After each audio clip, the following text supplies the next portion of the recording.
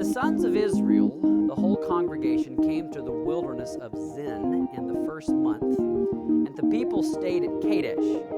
Now Miriam died there and was buried there. There was no water for the congregation, and they assembled themselves against Moses and Aaron.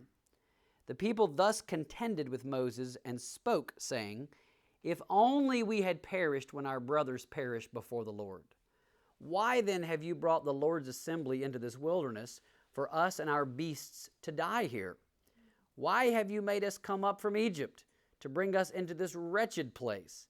It is not a place of grain or figs or vines or pomegranates, nor is there water to drink."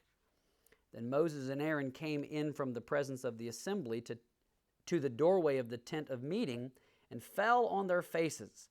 Then the glory of the Lord appeared to them. And the Lord spoke to Moses, saying, "Take the rod, and you and your brother Aaron assemble the congregation, and speak to the rock before their eyes, that it may yield its water. You shall thus bring forth water for them out of the rock, and let the congregation and their beasts drink." So Moses took the rod from before the Lord, just as he had commanded him. And Moses and Aaron gathered the assembly before the rock. And he said to them, "Listen now, you rebels. Shall we bring forth water for you out of this rock?" Then Moses lifted up his hand and struck the rock twice with his rod, and water came forth abundantly, and the congregation and their beasts drank. But the Lord said to Moses and Aaron, "Because you've not believed me to treat me as holy in the sight of the sons of Israel, therefore you shall not bring this assembly into the land which I have given them." Those were the waters of Meribah, because the sons of Israel contended with the Lord, and he proved himself holy among them. Well, we are 3 weeks now into our study on the topic of finding God's will. Remember, that is our big title, subtitled Christian Decision Making. And the first 2 weeks, we looked at some foundational, maybe a little more theological issues that sort of we build our understanding of God's will on. And tonight we're going to maybe get a little bit more practical in what this looks like for day-to-day life. But for those that are new or visiting, just to kind of quickly get you caught up, or to at least remind you, because I know you all didn't remember everything, so that's okay. God's will, as we said, is not like we sometimes think. It's not a corn maze. God's will is not a bullseye that you miss it and, well, too bad. It's not a Sherlock Holmes mystery that you just have to piece all the clues together. In fact, we said that being anxious about God's will is not God's will.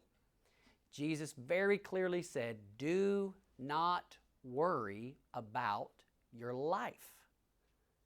Right? That's a pretty all-encompassing statement. And he's arguing from the lesser to the greater. If you shouldn't worry about what you eat or drink or wear, then God, if he can take care of the little details, he can take care of the big stuff. And so often we think about God's will, that's it. We worry about our life. Who will I marry? And what job do I take? And what house do I live in? Right? And Jesus says, don't be anxious, right? Instead, seek first the kingdom. And last week we said, though when we're thinking about God's will, what makes it a little complicated is that there's more than one way the Bible talks about God's will. And so we gave 2 categories that Scripture speaks of. Remember on the board here. Anybody remember what those were? There's no. Oh, yes. Let's hear it. Decree. Yes. Degree. Yes. Direction. Yes. So, Desire. yeah, right. Decree, desire. Yes. So God's will of decree, which refers to what God, we sometimes would say allows. I think you can also say ordains, right, in our world. It's everything that comes to pass, right? The counsel of the Lord will stand. Nothing will stop that. And so he has his plan, and everything is part of that plan. And we only see that in the rearview mirror, right? Then there's God's will of desire. That is, what does God want for our lives? Like, what has he commanded us to do?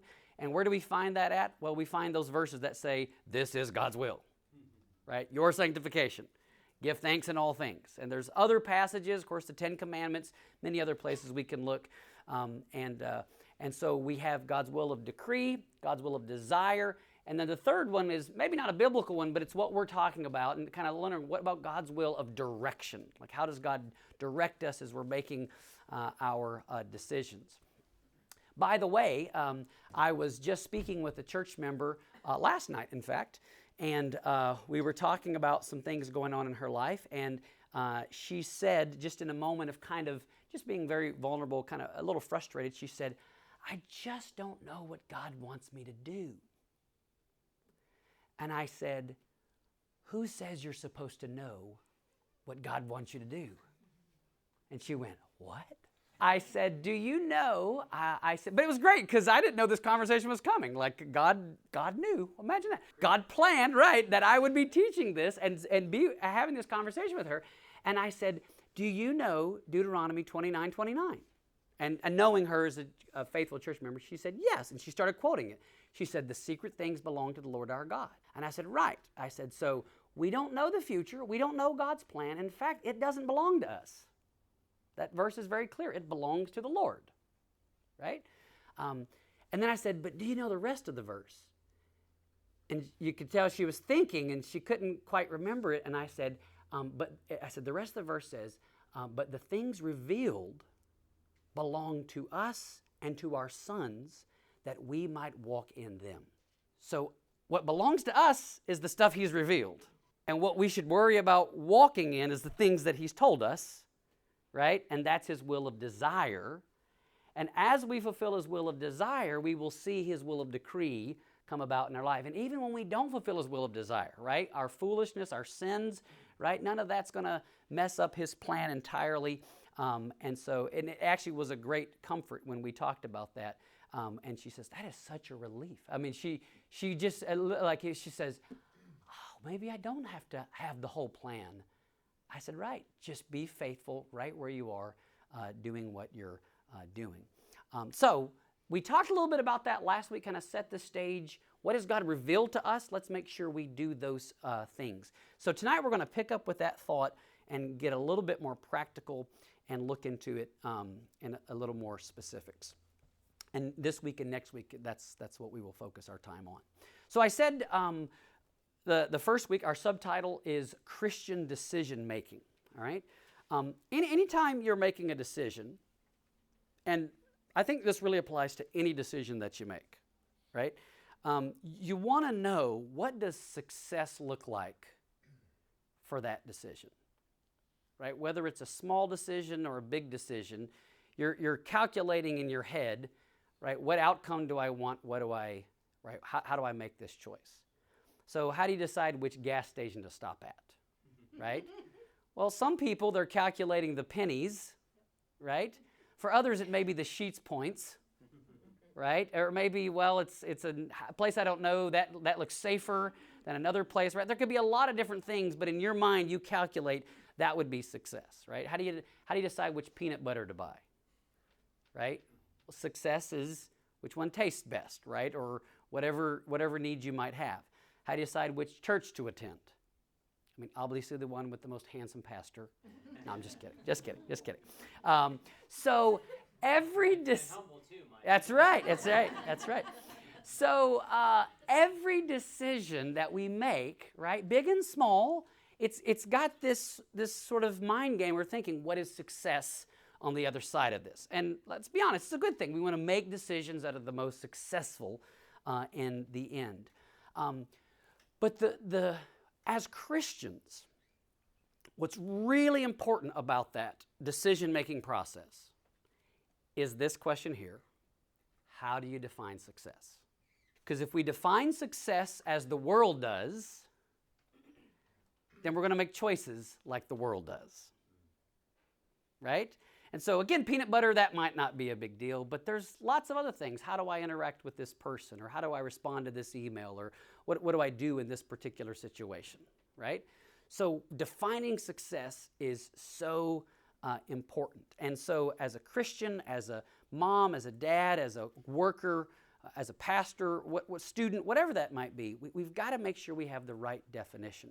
So let's think back to our story that we read a moment ago in Numbers chapter 20, because I think there's a great reminder of that here. So If you remember Numbers, this is essentially the end of the wilderness journeys. So if you go 40 years prior to this moment, you arrive back at about Exodus chapter 17. And if you remember in Exodus 17, Israel had recently come out of Egypt. Moses had brought them to this place, and the people were hungry, they were tired, they were thirsty, already grumbling and complaining. It's like taking kids on a trip. It's like you're not even out of the neighborhood. Are we there yet? Are we there? That was Israel, okay? And so God very graciously, remember, he provided them, the manna. My dad always told me it was like Frosted Flakes. I don't know, some kind of wafers that were sweet. I don't know, who knows, right? But remember, they were thirsty at one point, right? They had nothing to drink. And so God commanded Moses to do something really kind of unusual. He said, take the rod and to strike this certain rock, and water would come out of the rock. And it did, right? And all the people, we don't know how many, hundreds of thousands, maybe millions, some speculate, right? Enough water came out for all them, their children, their animals to drink. And so you can just see Israel like children on a hot summer day in New York, just splashing through a fire hydrant, right? This water is spraying out of this rock. What a great, incredible moment of God's provision. So fast forward now, 40 years. We're on the other side of the wilderness, having worked all the way through that time.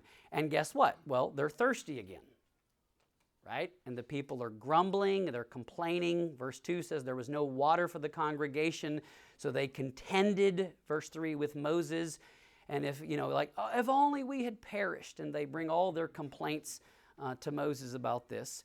And so in verse 8, the Lord speaks to Moses and tells him, take the rod, and you and your brothers, Aaron, assemble the congregation. And of course, what does he say to do?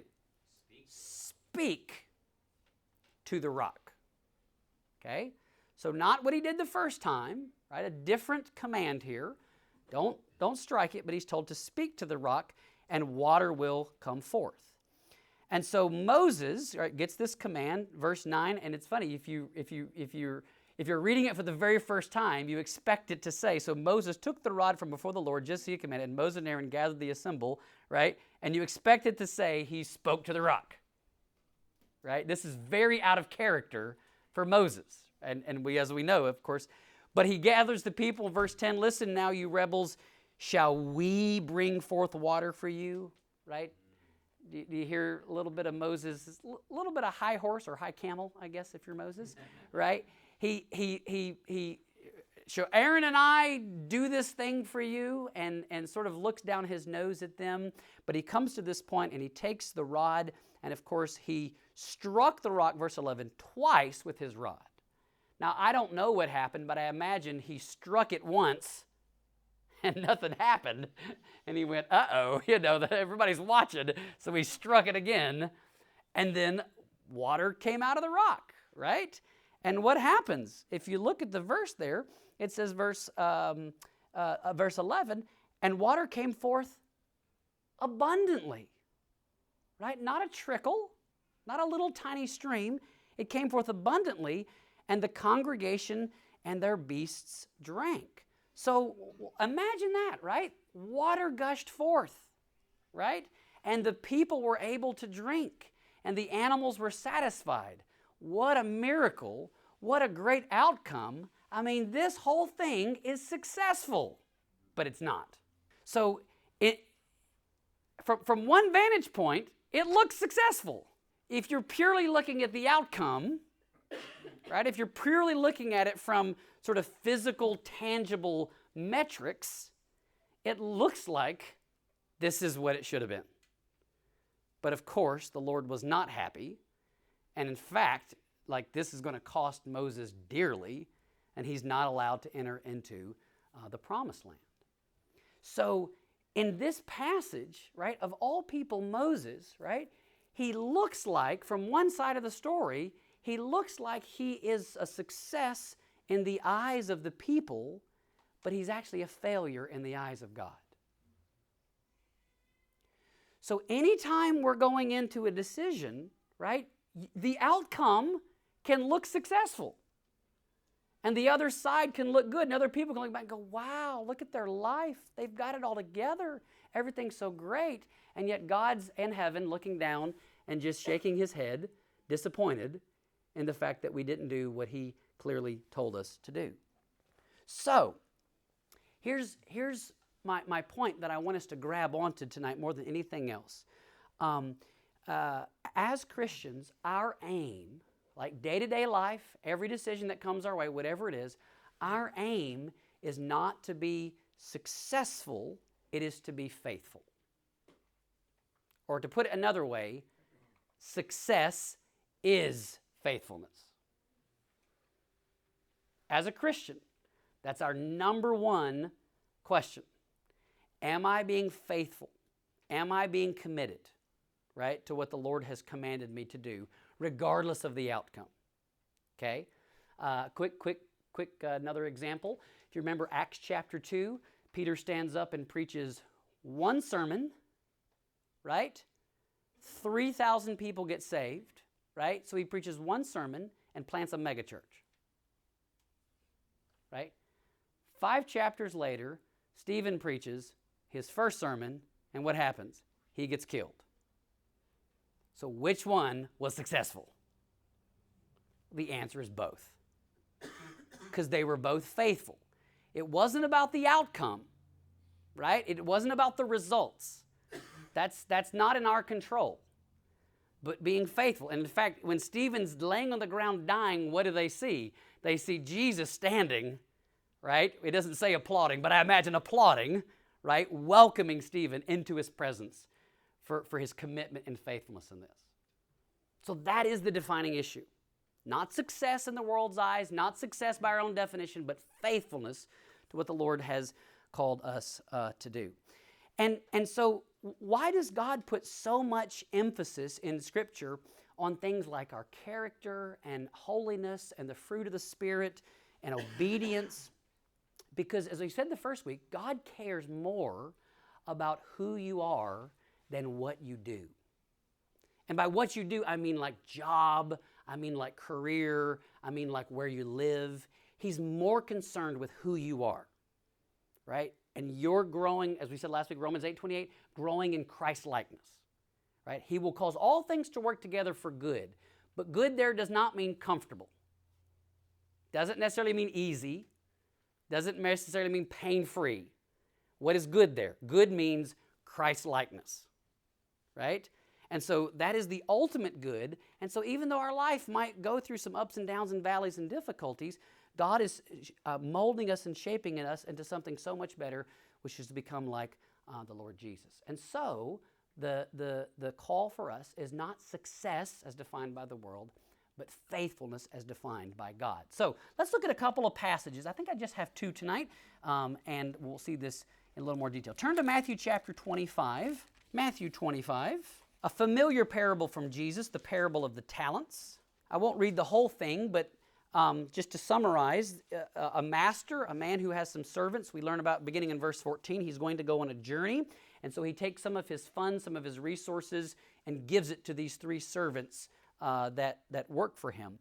And the first 2, if you remember, they took the money and they made it work for their master, right? They used it wisely, they invested it, they did as they were supposed to do and gained more. But verse 18, but he who received the 1 talent went away, dug a hole in the ground, and hid his master's money, right? So this guy took the money and stuffed it in the mattress, right? Just put it away. So the master eventually comes back, and it says that all 3 of them returned to the master at the end of the parable to give him what they had. And the first 2 servants brought the money that he gave them, but also the interest that they had earned, and present it to him. But the 3rd servant comes, and what does he do?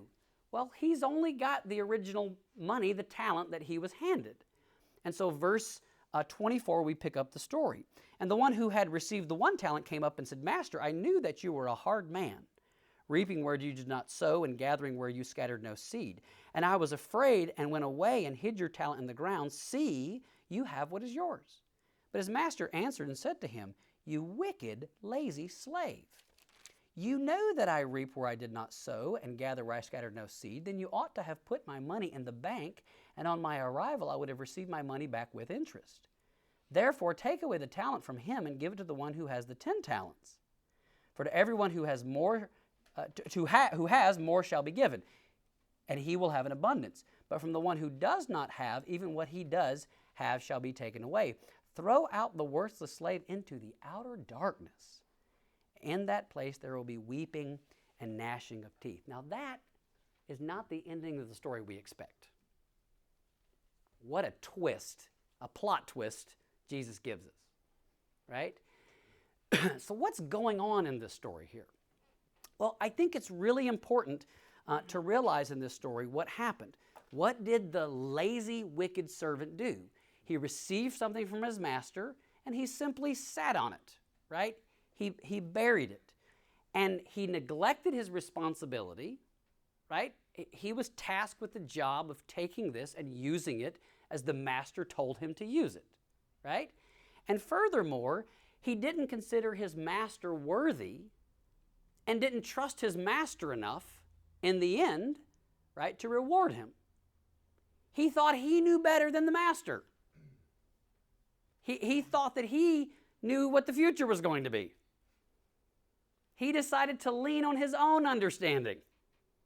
Right? See where we're going with this? And because he did that, he hedged his bets and played it safe and said, well, I don't want to do anything that's too risky. I don't want to do anything that's possibly mess all this up. And the master returns and sees this, and he calls him what? You wicked and lazy servant. So what's the difference? The first two men, they trusted their master's word, and they risked everything on his promise that he would return and reward them. And so they didn't hold anything back. And so the faithful servants, they trusted that their master, that his promise was true, right? That he would return and reward them, and that he would be good to them. But the unfaithful servant had faith in neither one of those. And so those first two men which are rewarded, what does he call them? He says, well done, thou good and what? Faithful servants. Right? That was the benchmark of success. Right? Were you faithful in the task that I gave you? Did you obey my word? Did you trust my promise? Right? Did you do the work that I put in front of you? Rather than saying, well, I think I know what the future is going to hold. I think the stock market's going to crash. I think I'm going to do all of this, and I'm just going to figure this out, and I'm just going to play it safe. And so, and by the way, I'll remind you, this story, if you caught the ending there, this is not the difference between like a great Christian and a so-so Christian. This is the difference between heaven and hell. Like outer darkness, that is clearly a picture of one thing. So it's a very like pregnant parable for how we seek to live our lives. Do we really see ourselves as stewards of all that we have? And are we using it as based on what we think is best, what we think we know, or out of obedience to what God has given to us and what he has said? So the benchmark for the two good servants was that they were faithful. And faithful is what? Faithful as defined by their master. Not faithful as they defined it, right? Not successful in that sense, but successful as their master had given them the commission and task. So, what does that look like for us? Well, let's turn to one more passage, and we will sort of spend our remaining time here. Turn back to the book of Psalms real quick, to Psalm chapter 37. Now, I'm just going to tell you up front, I'm going to boil our whole study down. We have one more week, of course. I'm going to boil it all down to a fine point. And so it's going to be jarring for some of you, so brace yourselves, okay? If you're falling asleep, now's the time to wake up. Because this passage here, I think, is very. So Psalm 37, if you notice there, this is a psalm of David. And let's read this psalm, and let's read it with our theme in mind. Like, what does it mean to be faithful, and what does it mean to find God's will, right, in our lives? So it begins in verse 1. the psalmist writes, do not fret because of evildoers. Be not envious toward wrongdoers. Okay? Now, notice the very beginning there. Do not fret. You know what to fret means? Yeah, to worry. Uh-oh. Sound familiar to anybody? Do not worry about your life. It means don't get worked up. Don't get hot under the collar. Don't get, not angry, but don't get worked into a lather, into a tizzy about circumstances and things beyond your control. Do not fret because of evildoers, right? Sometimes that's what we do. We see other people, and especially, let's be honest, we sometimes see evil, wicked people with really big houses, driving really nice cars, with really nice jobs, and what seems like really great vacations. And we start going, oh, why don't I have that? Right? And we start to worry and fret seeing these evildoers and going, man, am I missing out on something? Right? Why do they get that? And I'm living this life and I don't. And the psalmist says, well, Jesus, don't worry about your life. Right? Do not fret. And then he says, and be not envious towards wrongdoers. So if you want to find God's will, he's saying here, don't worry about others. Right? Don't we do that sometimes? It's like, I see what everybody else has. How do I not have that? Right? So we start worrying, being anxious. Don't fret. And don't be envious. That is, don't play the comparison game. Right? Let's be honest. For some of us, if I can say it this way, our thumbs, right? Our thumbs can ruin our hearts because we start to look at what everybody else has and what everybody else's pictures are, and our hearts just go, oh, I am so envious of what they have, whether it's their marriage or their vacation or their, right? And first of all, remember, everybody only posts the good stuff. And if they post the bad stuff, it's because they're a drama king or queen, right? So just stay away from those people. But right, like they post the good stuff, right? Which is fine. That's what scrapbooks are for. I'm not saying that's bad, but imagine all you ever saw was somebody's scrapbook. You would think, what a life. You lived at Disneyland, right? You always were at the beach. I mean, look at that. No, that's not what it is. But, right, our hearts see that and we can get envious so quickly, right? Chasing after something that actually is not real. That's not how they always live. And if we're going to find God's will for our lives, we can't constantly be chasing after somebody else's life. Because God made you, you. And as we said, he has a plan for you. And his plan for you is not his plan for somebody else.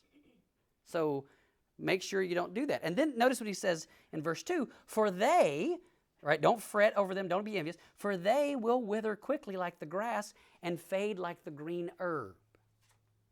Right? So what does this have to do with finding God's will? He's reminding us here to keep eternity in view. Right? What's he talking about? He's talking about their day will come. Because these people are evil people, right? They're wrongdoers. And we can look in our world and go, man, the rich get richer and the powerful get more powerful, and what are we doing down here with nothing? And he says here, it's okay, God's keeping a score, right? And trust me, if you're going to be on one, right, there's the sheeps and the goats. There's a good side to be on and not a good side to be on. And in the end, when the score is settled, that's the thing that matters most, right? So if you want to find God's will, keep eternity in view, right? Don't live any second without thinking about does this have eternal implications, right? Have you ever heard of somebody called it, I think it was the 5x5 rule, that if you're dealing with something that's a problem or an issue, if it's not going to matter in 5 years, don't give it more than 5 minutes. Right? 5x5 is what they said. Okay? For Christians, that's another question. Ask yourself, is this going to matter in 5,000 years? That's the real question. Because if it's not going to matter in 5,000 years, then maybe we shouldn't fret and be anxious about it, like we sometimes do. But if it is, right, and there are certain things, right, if we're talking of people's eternities and we're talking about those kinds of things, right, heaven and hell, then yeah, we should be focused on it in that way. Right? Because eternity, that will come. So, if you want to find God's will, he says, don't worry. Don't compare yourself to others. Don't be envious. Don't forget eternity. And then notice verse 3. Trust in the Lord and do good, dwell in the land, and cultivate faithfulness. So trust in the Lord and do good. Now again, that sounds an awful lot like what we've already said. Seek first the kingdom, right? So make sure that your eyes are set on doing what the Lord has told you. And then he says specifically, and do good, right? Now that's just a general command here. It's not just do this good thing in particular, just anything that you can do that's good. If some of you remember Elizabeth Elliot, I think this is credited to her. Forgive me if I'm wrong about this. But after her husband died, Jim Elliot, I think this was in that particular situation. So again, I'm sorry if I'm remembering this wrong. But I think it was after that, of course, she was going through all the grief and pain and all the attention and everything, and she didn't exactly know how. And I think she said that what her guide became in her mind after that was simply do the next best thing. Right? Like, I can't think about everything that's coming or change the past, but I can do the next best thing. Right? So as you're going through your day-to-day life, that's actually a pretty good area. Is there something good I can do right now? Literally sitting in the doctor's office waiting. We already said there's not an accident that you're there, and it's no accident those people are around you. Right? So is there good that you can do in that moment? Right? And guess what? In that process, you will find God's will. You will make decisions, right, that are pleasing to the Lord if you're looking to be faithful in that. Right? So trust in the Lord and do good. And then notice what he says next. Dwell in the land and cultivate faithfulness. Now that's got a really big meaning. If you read your Old Testament, you know, there's a lot of characters in the Bible, but one of the most overlooked characters in the Old Testament is the land. It's actually like a character in the story. There's whole sections of the law about the land, right? It's like a personified thing, okay? And so he says here, and so after Israel came to the land, what did God do? Remember, he split it up, gave every tribe their portion, right? And some got this portion, some got that. And so what does he tell them there? He's telling Israel here, so, right, dwell in the land. What does that mean, right? I think he's saying there to be content with the portion God has given you. Right? Imagine the Gadites looking at the Reubenites and going, well, we want to live when you're, like, we want to live over there. Right? Or the Ephraimites looking at the Manasseites, we want to live over there. Right? He says, no, God's given you a portion of land. Dwell in the land. Right? And cultivate is actually what my Bible says. Some of your translations say feed. Cultivate faithfulness. Or maybe feed on faithfulness. I think I prefer cultivate, but I do think they go together. In other words, be faithful where you are, right? Be content with what God's given you and do the good, do what's best in the place where you are. You've probably heard the old phrase, bloom where you're planted, right? That's really what he's saying here, right? God's not giving you somebody else's life. He's put you in the place where you are. He's a sovereign, providential God, so he has you there. So trust in him, dwell on the land, and cultivate faithfulness. Oh, by the way, the other reason that's important, you've also probably heard the phrase, the grass is always greener over the septic tank. Right? I like his land better than my land. God says, dwell in your land. I've given you your land. It may not be the land that you will always be in, but that's the land I have you in right now. So dwell in that land. Be faithful in that land where I have put you. And then he says, so cultivate faithfulness or feed on faithfulness. And then what happens in verse 4? He says, delight yourself in the Lord, and he will give you the desires of your heart. Now look at that verse again. Let's look at it really closely. It does not say, follow your heart. It says, follow the Lord.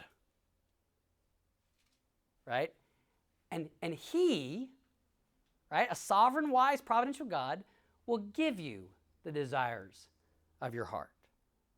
Okay? So he's not talking here about the sinful, selfish desires of your heart. And I think it's quite clear here based on how he's teaching this. What's the point of all of these verses here and that phrase? He will give you the desires of your heart. He's saying here, when you do these things, when you practice contentment and trust and obedience and doing good, and you're seeking to be salt and light and to be obedient to God, right? The things that are revealed, I'm going to do that. His point is that your heart will get lined up with God's heart. Right? Your desires will begin to line up more and more with God's desires. And so the things that maybe used to appeal to you don't appeal to you in the same way that they do now. And you're actually finding yourself content and satisfied where you are, even if it's not where you thought you would be. Right? So he says, delight yourself in the Lord, and he will give you the desires of your heart. In other words, this is not God rewarding your heart. It is God changing your heart. Right? To the point that your heart is now content in the things that he has provided for you. And so you're not always grasping to try to find and grab and get somewhere or something else. Do you remember the old hymn we used to sing? We still sing it, but the whole old hymn? What? Trust and obey, for there's no other way to be happy in Jesus. Isn't that what we're saying? Find God's will.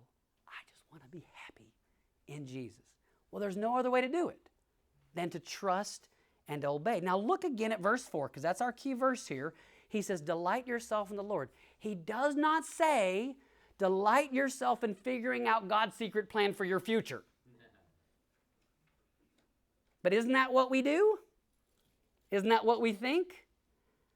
I just need to know the roadmap. I just need to have the crystal ball. I just need to know all the details, God, and then I will be happy. He says, no, it's not delight in that. It's delight in the Lord. And find yourself looking to him, to be captivated in him. So often when we are trying to find God's will, what are we saying? We're saying, I need this job, I need this person, I need this house. And the psalmist is saying, no, you got to get to the point that you're saying, I need God. More than anything else, I need God. Right? And when your heart gets turned in that direction, he will give you the true desires of your heart. He will give you himself. And you will find that you're in a position to probably receive some of the other things because your heart is not chasing after those things. God has a funny way sometimes of holding back stuff from us because he knows we'll turn it into idols. And he's got a thing about idols. So the stuff sometimes that I've got to have this, God's saying no. You say, he doesn't answer my prayer. No, he's answering your prayer by saying no because he knows you're trying to delight in that. You're trying to delight in that person, in that corner office, and that promotion, and whatever that thing is, that another situation. You're trying to delight in that rather than actually delighting in him.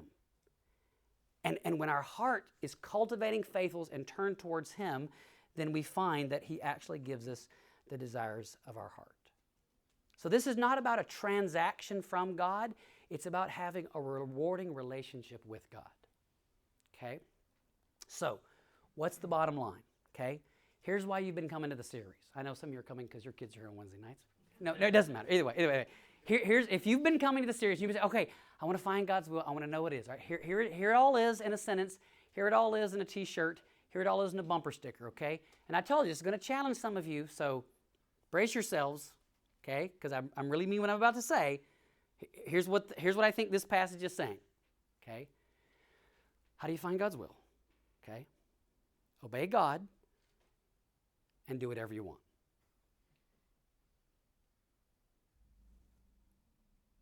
That's it. Obey God and do whatever you want.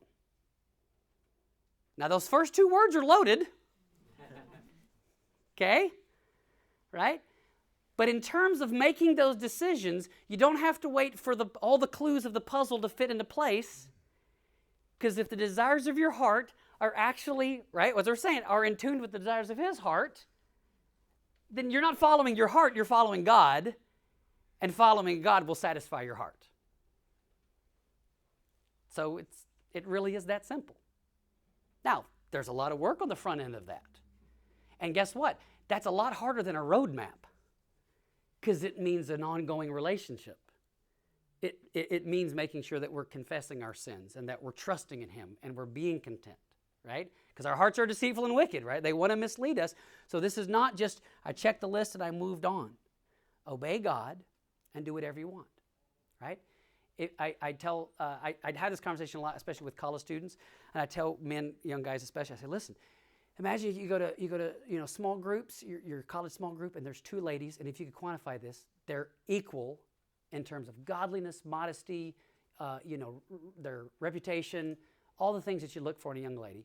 And one's a brunette, and one's a redhead, and you like red hair. Ask her out, right?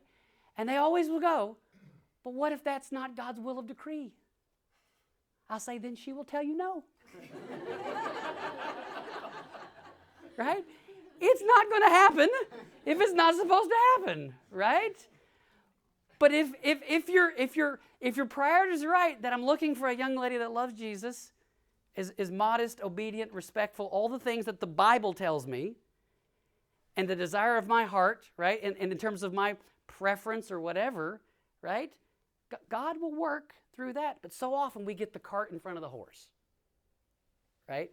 If you love Jesus, right, and you love His Word, and you love Montana, it's okay to go love Jesus in Montana. You don't have to wait for writing in the sky, right? But again, that requires a lot, that you're actually trusting the Lord and cultivating faithfulness and taking the pressure off yourself to feel like I gotta worry about all this stuff. No, do not worry about your life. What's the point? The point is, if you will seek first His kingdom, right? If I can say it this way, if you will worry about His kingdom, He'll worry about your kingdom. He'll provide you with what you need when you need it, and you will find yourself truly happy in Jesus. But so often that doesn't happen because we leave out the first part of that idea, right? Just give me the map and then I'll do it. God says, no. Delight in me. Look to me. Turn your heart towards me. And when your heart is in line with my heart, you watch me take care of you.